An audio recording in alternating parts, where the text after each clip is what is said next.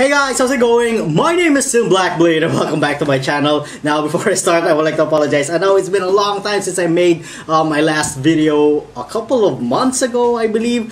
Sorry about that. You know, I've been busy with work and taking care of my grandma who has Alzheimer's. So yeah, the Delve League will be upon us in 21 days and 12 hours and 54 minutes, and it got me really excited. And I'm not going to discuss the whole premise of the league right now because chances are, if you're watching this video, you probably watched Zigady's video, and he does it much more better. So his video is in the description down below, so go ahead and watch this video if you want a more in-depth look on the Delve League. But basically what this is so you meet a guy and you give him a couple of items, I believe, just a couple of what do you call this, mining stones or whatever you call it, and then he opens up a mine shaft, and then you go down to a mine shaft into an endless level of an endless level of mine shaft, or an endless level of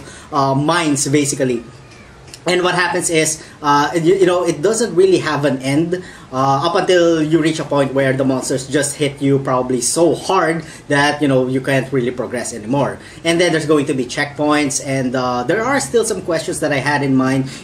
Like what happens when, say for example, you go down 10 levels and then there's a checkpoint at around 9. What happens if you die at 10 and then you re-enter the mine afterwards? Do you start at 9? And of course, what happens to the other certain areas that you've missed, like in the previous levels? Because if you actually look at the trailer, there is not a one straight path.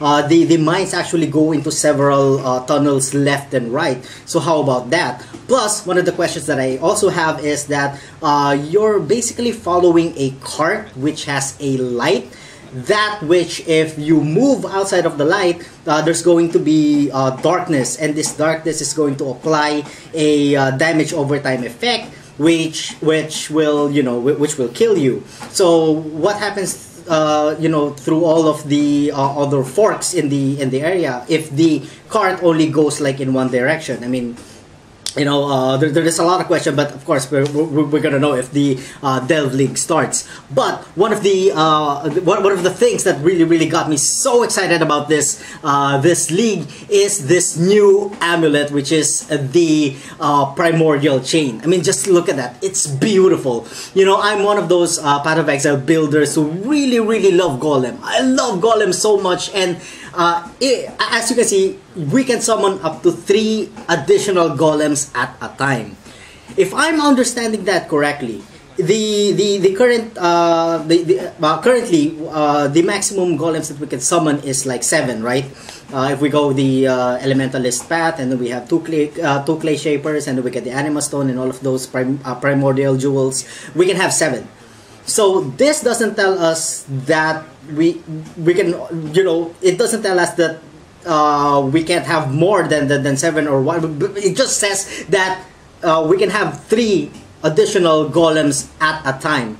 So does that mean that now we can have 10 golems? I mean, that sounds ridiculous, but if you look at the item, it doesn't really say anything more. I mean, you cannot have non-golem minions. All right, that's given. I mean, I'm sure you can have zombies and skeletons or specters in a Golemancer build, but mostly, like, what I do is, like, I don't use zombies, I don't use skeletons, and I don't use specters. So yeah, that's out of the question. It says 25% reduced golem size. I'm not exactly sure what that means. I mean, will the projectiles pass through them more easily now? I mean, I think that's what I'm getting. That's what I'm getting here. It says golem deal 40% less damage, which we can mitigate by the enchantment on the helmet. Golems have 35% less life, which is kind of meh. Typically, if you have all of the socketed slots on the skill tree, or almost all of the socketed slots in the skill tree while you're building this, or on a typical golem build, is that you have a golem which has around 30k life. So yeah, 35% means that's going to reduce their life to about only what, 20k. That's less 10k, I believe. I may be wrong there, but yeah, 20k. Before the boss even kills them, the boss is probably dead by then. And golems have an 83% increased movement speed. So yeah, it doesn't really tell us any reductions in the amount of golems that we can summon. So that means at the maximum we can have like 10 golems, which is absolutely insane. You know, I mean, you can face roll the game with just 6 golems, and now imagine having like 10. That's just too much. So yeah, and the item is also level 34, and yeah, I hope that this amulet doesn't skyrocket in price. I hope that this is really common, because I really love to have this, have like 10 golems in game. That's just going to be insane. Now, in the terms of other items, of course, there's a lot of brand new items. The Grey Spy over there, Server's Limb, which is a Blood Scepter. We have another gloriously good map, good-looking map, I should say. Dorianis Machinarium. What else do we have? Those are the only new unique items that we know as of now, I guess. And then we will have a brand new skill gems. There's a total of 10, I believe. One is it's been redone. The Dominating Blow has been redone. And then we have two that's new. We have Toxic Rain and Smite. Now, Toxic Rain is basically a rain of arrows, which has a temporal chains, and which is tailored more on chaos damage. So yeah, I think it's going to be great. But what I'm going to do with this probably is I'm probably going to go with a totem build, and then let the totems do the firing. And maybe make a build around the Hierophant and the Templar. But yeah, this is one of those skills that I'm also really excited to test out. And then of course we have the Smite. It's a new melee skill gem, which also counts as an aura. It's actually really interesting, and I really would love to get my hands on this brand new skill gem. And then of course we're gonna have some more sackable currency items, which are fossils. What these fossils does is you add these fossils to resonators. Now there are 3 resonators that we know. We have a resonator that has only 1 socket. We have another resonator that has 2 sockets, and currently the maximum, I believe, is 3 sockets on a resonator. Now what this fossil does is it adds certain mods on a rare item. You can choose to have no chaos mods, no physical mods, more physical mods. In the example video of Ziggy D, which I found like really super interesting, because it deals with minions, and I love minion builds. And you have this particular fossil which increases or which adds some sort of minion bonus, I believe, and then he sockets that to a chaotic resonator, and then he uses that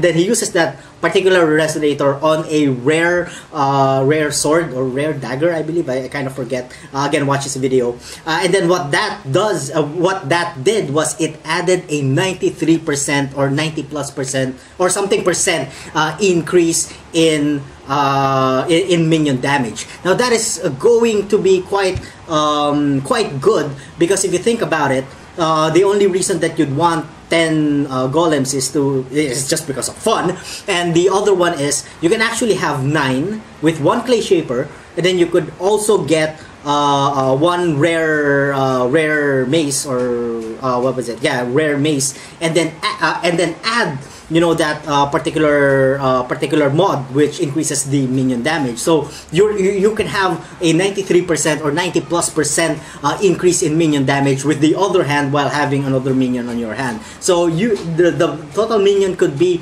reduced to around 9, but that's going to be awesome, because effectively you're going to add a 90% increase in minion damage. So yeah, that's going to basically even things out. In fact, it's going to even deal other means, or your minions or your golems are in fact going to deal more damage with it.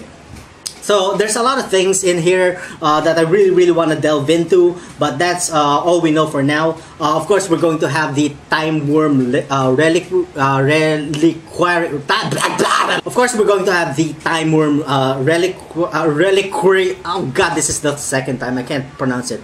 The time worm reliquary.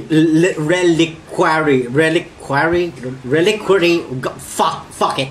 That thing over there. And then the way you access that is you get a drop. Not exactly sure how and where this time worm reliquary key will drop. It could probably drop you know, in maps, or it could probably only drop inside the delve dungeons or delve mines. So yeah, we're gonna we're gonna find out soon. But what that does is it opens up a portal in our portal thingy. So what that does is it will basically give us an item. When we use it on the chest, it's going to give us an item which is no longer accessible through drops or through monster kills. So yeah, it's another way for us to be able to farm or probably get the headhunter. Alright, so that's about it for this video, guys. Again, it's a very short video. I just wanted to express my my excitement with this new Delve League. Specifically, of course, I'm going to make another minion build just because of that particular amulet.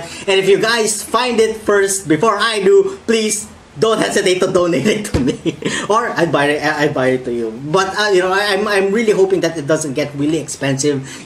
Sometimes when people when the game releases some new items, certain items that